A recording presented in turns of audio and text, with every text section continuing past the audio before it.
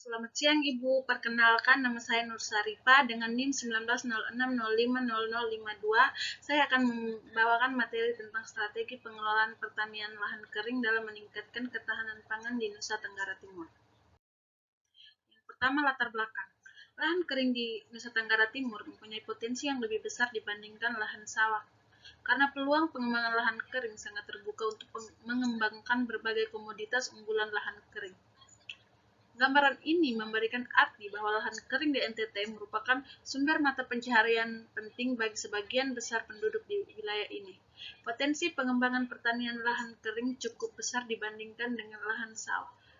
Karena yang pertama, sangat memungkinkan untuk pengembangan berbagai macam komoditas pertanian dan keperluan ekspor. Yang kedua, memungkinkan untuk mengembangkan pertanian terpadu antara ternak dan tanaman, perkebunan atau kehutanan serta tanaman pangan. Yang ketiga, memungkinkan dapat membuka peluang kerja yang lebih besar dengan investasi yang relatif lebih kecil dibandingkan membangun fasilitas irigasi untuk lahan sawah. Yang keempat, memungkinkan untuk pengentasan kemiskinan dan keterbelakangan sebagian besar penduduk yang saat ini menggantungkan hidup di lahan kering. Hanya saja selama ini potensi tersebut masih belum dikelola secara serius. Kemungkinan hal ini disebabkan oleh masih kurangnya pemahaman tentang potensi lahan kering dan masih keterbatasan penelitian yang komprehensif dan terpadu untuk mengembangkan pertanian lahan kering. Yang kedua, tujuan. Untuk mencapai keberhasilan usaha pertanian di lahan kering, perencanaan dan pengembangan haruslah mengarah kepada tercapainya peningkatan kesejahteraan masyarakat yang menggarapnya dan sekaligus harus menjaga kelestarian sumber daya alam yang dikelola. Upaya tersebut adalah sesuai dengan tujuan pengelolaan pertanian lahan kering, yaitu pertama, meningkatkan produktivitas lahan atau productivity. Yang kedua, mengurangi risiko kegagalan atau stability atau security. Yang ketiga, melindungi potensi sumber daya alam dan mencegah degradasi tanah dan air atau protection atau conservation. Yang keempat, meningkatkan pendapatan atau viability.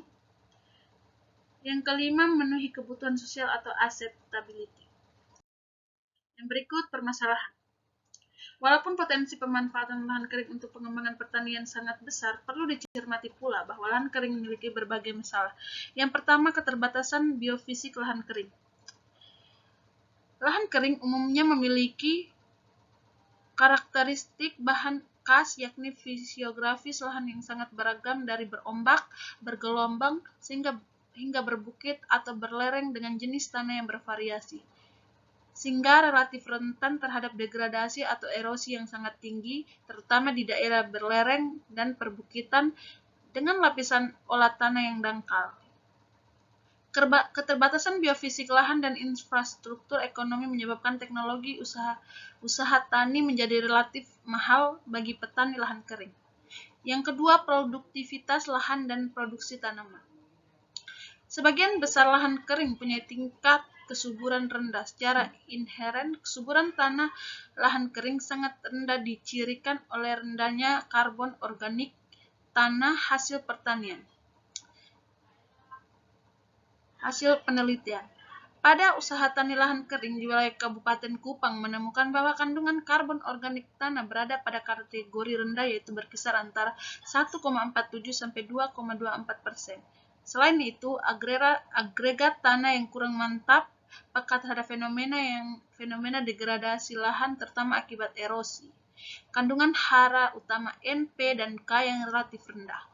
Ameliorasi tanah sangat jarang dilakukan petani sehingga mempercepat degradasi tanah. Yang ketiga, kekeringan.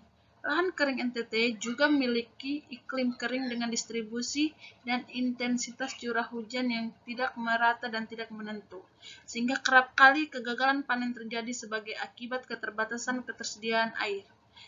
Surplus air hanya terjadi pada bulan-bulan basah, yaitu Desember, Januari, atau Februari, dan selebihnya merupakan bulan-bulan defisit air atau kekurangan air. Yang keempat, infrastruktur ekonomi di daerah lahan kering umumnya tidak sebaik di daerah lahan sawah. Kondisi tersebut menyebabkan pemasaran produk pertanian di lahan kering tidak berlangsung secara efisien dan cenderung merugikan petani. Kebijakan harga kurang efektif untuk merangsang pemanfaatan lahan kering dalam kegiatan usaha pertanian.